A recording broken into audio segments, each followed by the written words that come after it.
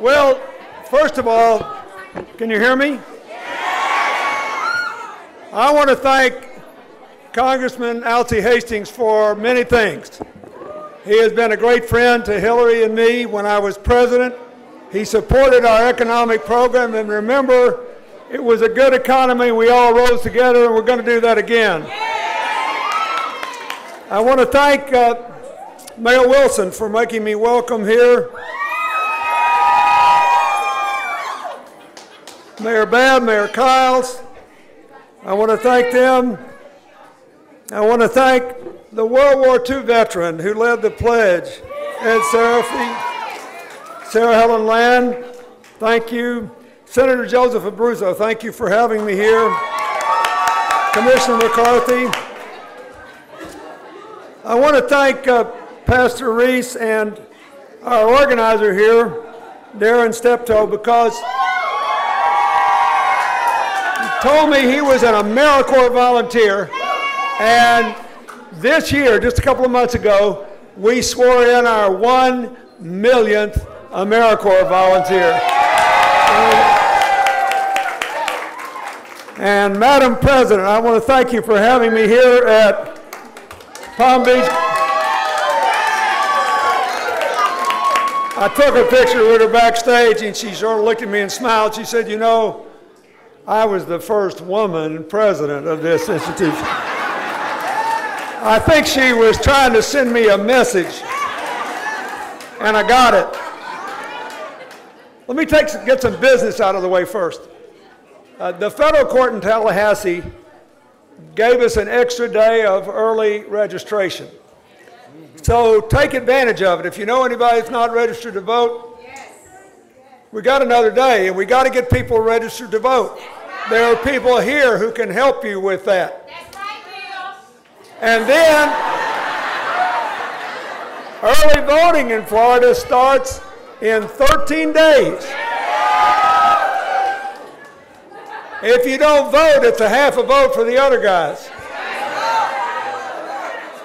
And Congressman Hastings is incisive. He didn't take long to tell you that if you do what you did in the primary and you vote for Hillary, she'll be the next president of the United States if Florida does. So I want to briefly do something that's been a little hard to do in this election. Every time I go someplace, people ask me some political question and try to get us to stir up all this acid that's been floating around. And I say, you know, I just trust the American people to figure all this out. My job is one thing and one thing only, to tell you why Hillary should be the next president of the United States. For you. It's about you. This election belongs to you. The first thing I recommend is that you take it back. Because no matter who wins any election, there are consequences. There are consequences for those who vote and consequences for those who don't. The only difference is those who vote either get bragging rights or don't blame me rights. They're both better than, oh, if I had only known, aren't they? So here's what the deal is. You've already figured out you've never had a chance to vote in an election for president where the choice was more dramatic and more clear and where there was greater difference. So let me begin by saying this. This is a change election because President Obama is term limited out. The question is, do you want change that builds on all the good things that are happening and makes more good things happen, or do you want to go back to trickle-down economics and divided politics? Do you want to be for politics that divide, distract, and demonize, or do you want to be for politics that cooperate, concentrate, and create opportunities for all Americans? This is a pretty clear choice. Hillary's slogan, "Stronger Together," is not just two words.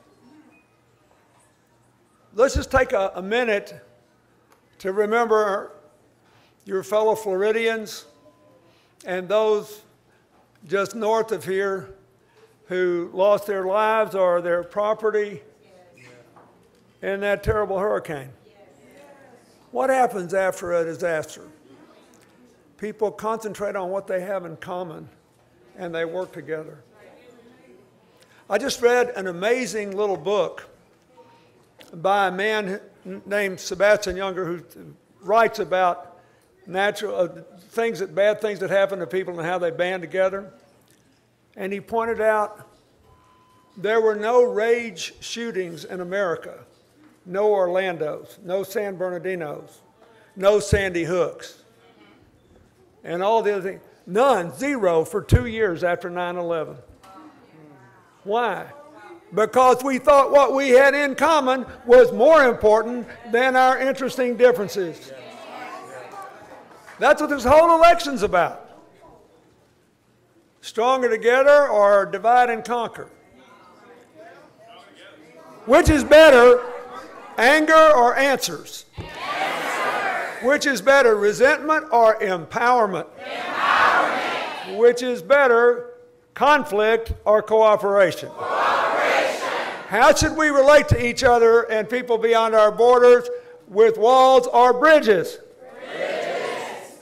Exactly. That's what the whole thing is about. Look, first thing we need to understand is that the United States is for all of our problems. We got a lot of problems. There's a reason so many people are mad. About 80% of us still hadn't had a raise since the crash, right? If you adjust for inflation. About half the people in this country, if you adjust for inflation, are living on the same income they were living on the last day I was president. However, I predict to you that 10 years from now, people will look back on this period and give Barack Obama much higher marks for the economy than they do now. And I'll tell you why. I'll tell you why. We just had our 79th straight month of increasing employment. 79. That's never happened before. Even when I was president, we all rose together, and the bottom 20%'s incomes in percentage terms rose more than the top 20%. And everybody did better than under trickle down. We never had 79 months in a row. Since 1981, we've been flirting with this trickle down economics. For 20 years, we've had Republican presidents, and for nearly 16 years, Democrats. So what's the job score? For our side, 31.9. For their side, 15.8. So slightly less than half as many jobs with 5 more years to build them. This is not rocket science. We are just this close to being able to all rise together again. But first, we got to have an investment strategy, not a trickle-down strategy. The most important thing we could do to create jobs in a hurry in America is to give our country a long, long delayed infrastructure program. And I'll give you an example. You know, when most people say that word, they think of roads, bridges, ports, airports, seaports. That's all true. But there's way more to it than that now. In Florida, you need to make sure that rising sea levels don't flood your cities out. So you need to make sure that the Everglades are not 10 feet underwater. When I was president and Al Gore was vice president, he and Hillary are down in South Florida today. We spent a lot of time and got a lot of support from agriculture and business as well as environmentalists to save the Everglades. It would be a national, global tragedy if they were all buried, and in the process, a lot of farming jobs were buried too. We lost a lot of. So infrastructure is building the resilience we need so that our coastal cities in Florida and all the way up the coast can be insured, so that people's houses can be saved, so that businesses can be saved, and so that national treasures like the Everglades can be saved. Infrastructure means looking at Flint, Michigan and what's happening there and saying the truth, which is it is nowhere near the only city in America where children have elevated lead levels in their blood because they got old, rusty water pipes. And if we tore them all up and put down clean ones, every last job would be an American job and our children could be given a healthy future. Infrastructure acknowledges that somewhere between 3 and 5 million children every single day go to school and get a homework assignment that requires them to get on the internet, and they cannot do it because they do not have access to affordable broadband.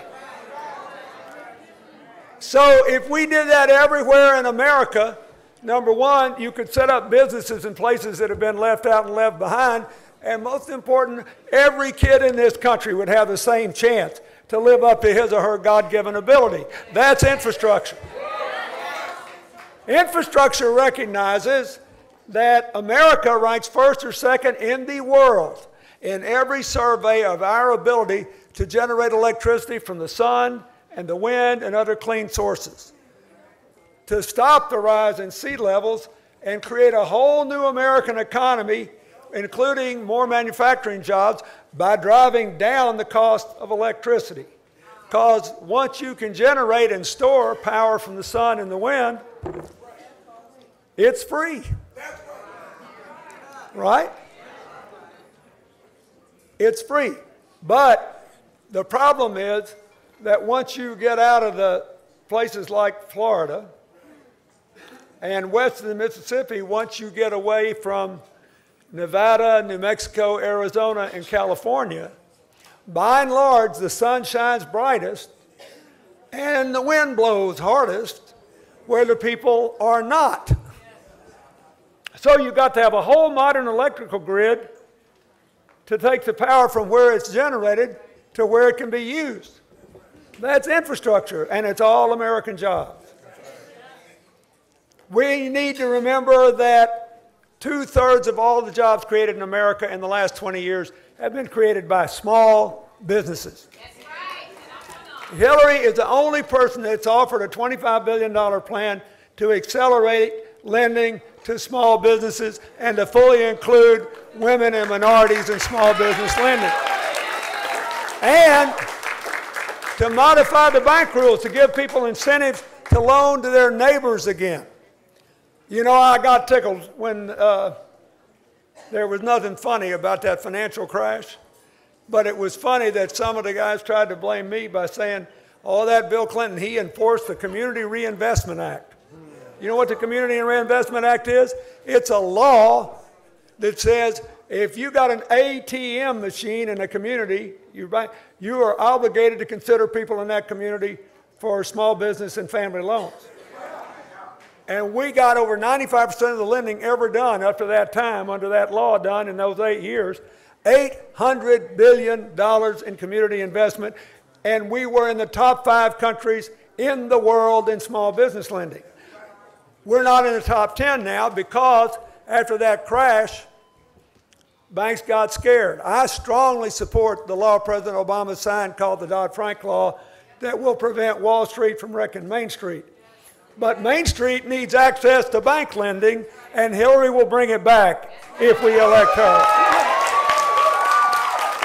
So, if you have a good economic program, people have to be able to participate. The most important thing is education. She wants universal preschool for everybody. She wants our schools to take the limited amount of money you can get from the federal government and focus on what works. There have been too many tests. I'm not against all tests, and she isn't. But the research shows that the most important thing is whether the teacher gets better and the principal does a good job and the families are involved. Those are the 3 things that matter most. One good teacher can raise a person's income 10% a year for life. Just one. And Hillary believes it shouldn't depend on your zip code whether you can get a good education. The second thing is we have to open the doors of post-high school education to everybody, beginning with what's done here at this community college. Hillary wants to redignify skills training and finance it and reward corporations that will finance this sort of training and apprenticeship programs so people can get good middle-class jobs without a four-year college degree. She wants free tuition for all community colleges. She has a program for free tuition for all four-year state colleges for families with incomes of up to $125,000 a year. That's 85% of all. She wants debt-free college for everybody else through things like a dramatic expansion in work-study programs. And then she got the most interesting plan for people that have already got a lot of debt. That would be 20 million of us. 20 million students and their families have already accumulated debt, average debt $30,000. But there are doctors, lawyers, and accountants that owe between $100,000 and $200,000. So here's how her plan would work. First, she wants to put an end to the scandalous situation that a college loan is the only one you cannot refinance. That's crazy, isn't it? I bought a pair of jeans a couple months ago from a lady I've been doing business with for 10 years. She just had a son graduate from one of our state colleges in New York. I said, how's your boy doing? She said, great. He's made good grades. He's going to get a good job. I said, has he got any debt? She said, yeah, quite a bit. What's the interest rate? She said, 9%. I said, have you still got a mortgage? She said, of course I do. Look what I do for a living. I said, okay, did you refinance it when interest rates went down? She said, absolutely. What's your interest rate? Under 4. Now, there's something wrong with a country that charges young people more than twice the interest rate for their college education that their parents pay on a home mortgage. So here's what her plan is.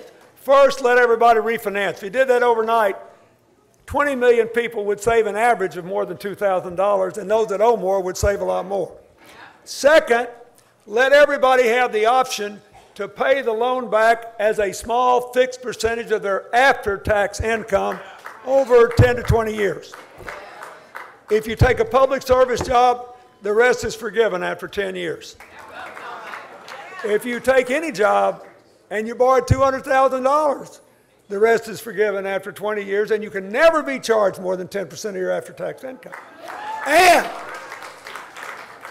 if you go to the bank because you want to borrow $80,000 to start a small business, a new bakery or whatever, the bank will know under her plan that for 3 full years, your obligations to make payments on that loan will be suspended while you get the business up and going.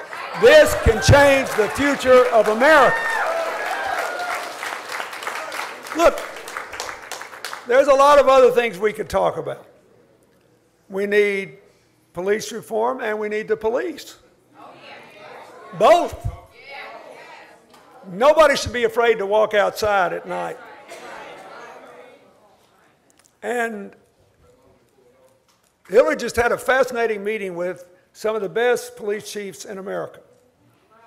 And they said, look, we're for body cameras, and we're for better training programs, and we're for strong community liaisons.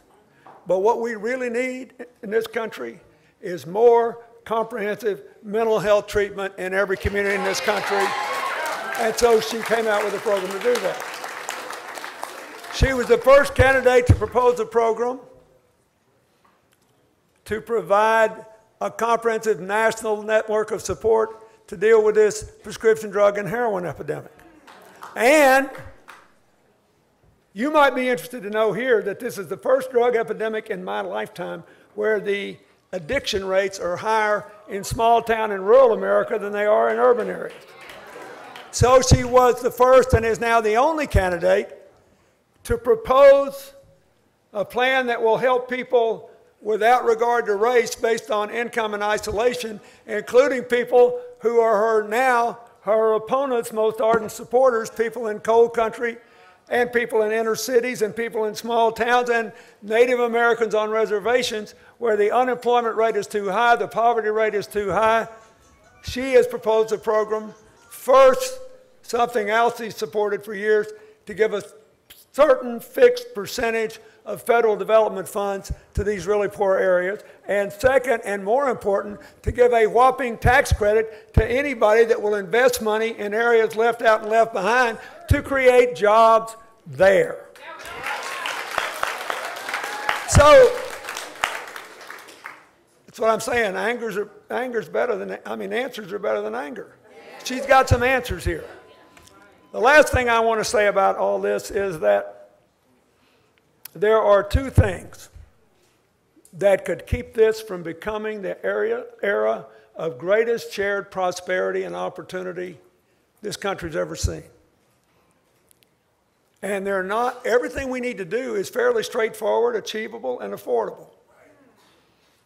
And I haven't even talked about what science and technology is going to do for us. Every person in this audience who's 25 or younger has a legitimate chance to live to be 100 years old without the threat of Alzheimer's or other dementia, just because of the advances in human genome. We are about to make the first real advances in life expectancy for people with cancer in 50 years. It's going to be an exciting time if we do the right things. There are two things that could threaten it: continued partisan political gridlock in Washington, and all the trouble around the world, the slow economic growth and the upheavals occasioned by terrorism, the most massive movement of immigrants into Europe since World War II, all the upheaval. So why should you be for her? One is she's the best change maker I've ever known. I've known her a long time. Today is my 41st wedding anniversary.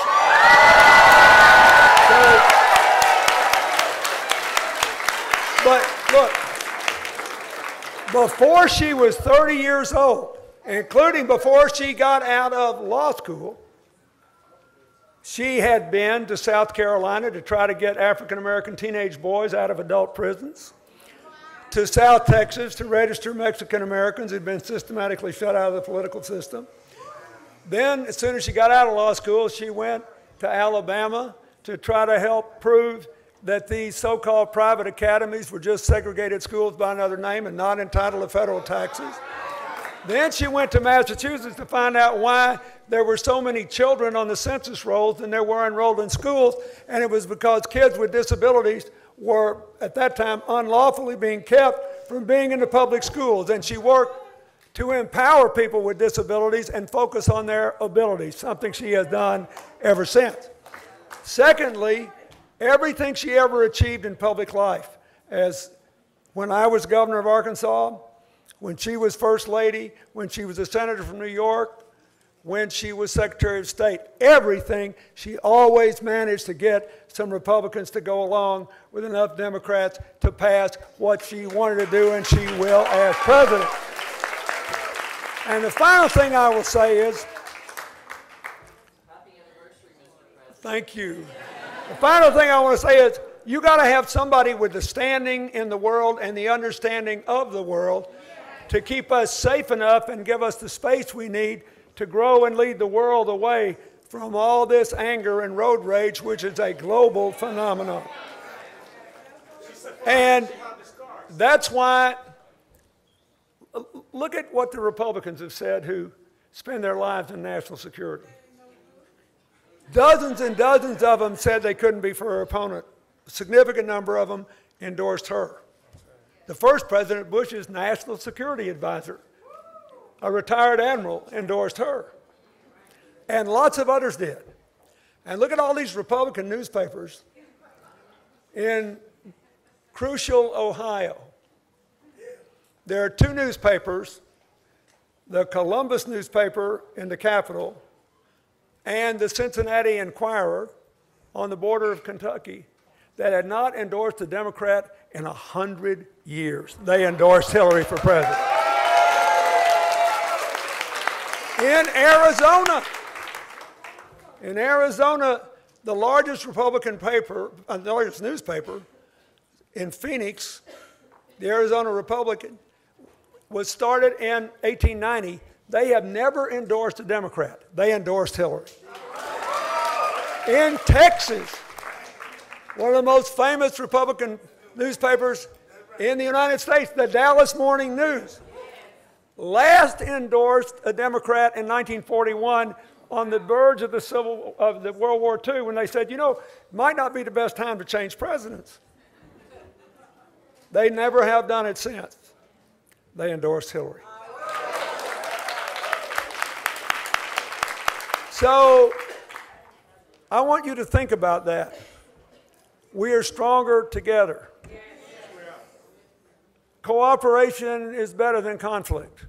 Conflict may win a bunch of elections, but once you get there and you got the job and you got to stand and deliver, and people's lives are going to be changed and our children and grandchildren's future are riding on it, all that matters is whether you do something. You know, I used to just love giving speeches. I prefer doing things now. The older you get, I just got back from Israel. I spoke at the funeral of my friend Shimon Peres, who died at 93, former president, prime minister, foreign minister of Israel, a genius, a fabulous guy. He did an interview with Charlie Rose not long before he died, and Charlie said, "What do you want your legacy to be?" You know what he said at 93? "I prefer to think about tomorrow more than yesterday." Let somebody else write the legacy. What are we going to do for the kids? What are we going to do in the future? We are stronger together. We're going to rise together. If Florida votes for Hillary for president, you can do it. Thank you.